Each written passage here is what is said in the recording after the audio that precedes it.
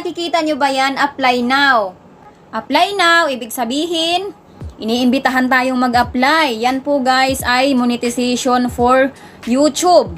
Iniimbitahan po ako ni Lulu YT na mag-apply for monetization. Kasi guys, na-reach ko na po ang hinihinging requirements ni Lolo YT na 4,000 watch hour and then 1,000 subscribers. Anyway guys, na-monetize na nga ako. Flinex ko lang para magsilbing inspirasyon to sa inyo kasi marami din po ang naghahangad na maging isang YouTuber at isa na ako dyan na na-monetize. Salamat sa Panginoon. So anyway guys, sa mga nagbabalak dyan na maging isang YouTuber din, ngayon pa lang umpisahan mo na. Kasi ang pag-YouTube po guys is para din yung Reels. Dadaan din tayo sa butas ng karayom. Pareho lang yan sila guys nang hingi ng watch hour. Kasi sa mundo ni Lulu, Ems is watch minutes ang hinihingi niya. Doon naman sa YouTube is watch hour ang hinihingi niya. Pareho lang naman silang watch hour ang hinihingi.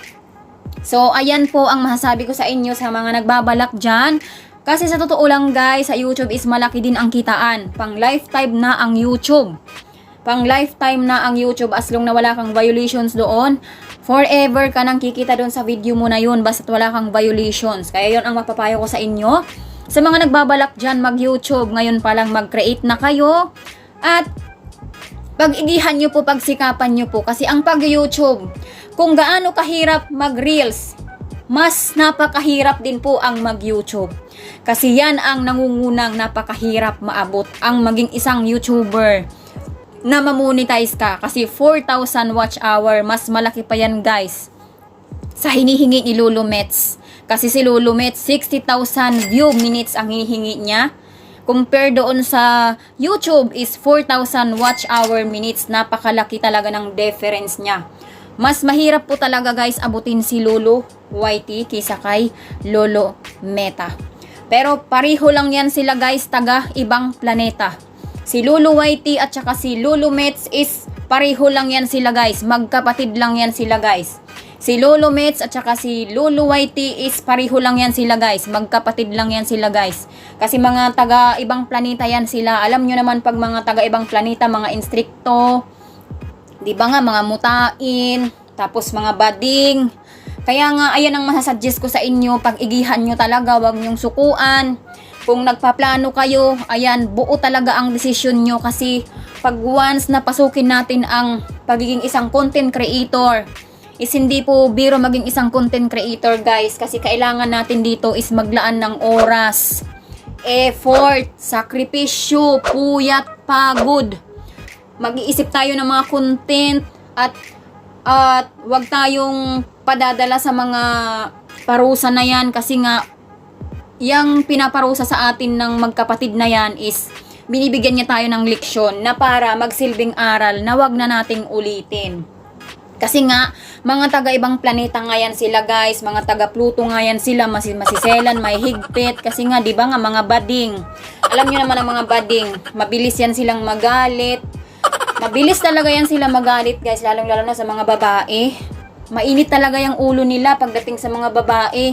Pero pagdating sa mga lalaki, lalo na pag mga pogi, mga maskulado, ay nako, ang ano nila niyan guys, ang babait. Kaya nga, mabilis nila yan paangatin, lalo nilang pinapasikat. Kasi nga mga bading nga yung magkapatid na yan guys. Kaya tayo mga babae, pinag-iinitan niya talaga tayo guys. Sa mga hindi niya naman natitipuhan ng mga lalaki dyan, so sorry kayo. Kasi iyan si Lolo Mets at saka yan si Lolo YT. Kasi nga gawa nga ng mga bakla sila guys. Namimili talaga yan sila guys. Pag once na meron yan sila matipuhan na lalaki, ayun, yun yung talaga ang pinapaboran talaga nila guys. Hindi talaga nila yan bina-violence. Kasi nga, lalaki nga nila yun eh. Siyempre, marami silang lalaki. Marami na din yung mga kabit. Kaya, pag hindi ka matipuhan ni Lolo Mets, sorry ka, hindi ka talaga patatawarin. Bibigyan ka pa rin niya ng violations. Pero sa mga matitipuhan naman yung dalawang magkapatid na yan, hindi niya talaga yan iba-violence guys. Lalo na sa mga pogi dyan, mga gwapo, maskulado, yung mga nakikita na yung mga sandata nila, yung gustong-gusto talaga nila yan magkapatid na yan, yung mga lalaki ng mga pogi. Kasi nga bading nga yan sila guys, mga bakla nga yan sila guys. So, ayan, konting ano lang tayo, konting ingat lang kasi mainit talaga yan sila sa mga babae. Ayun, ganun. So, ayun lang guys, hanggang dito lang muna ang aking video at sa hindi pa po nakakapag-subscribe sa akin dyan guys, subscribe naman sa aking YouTube channel.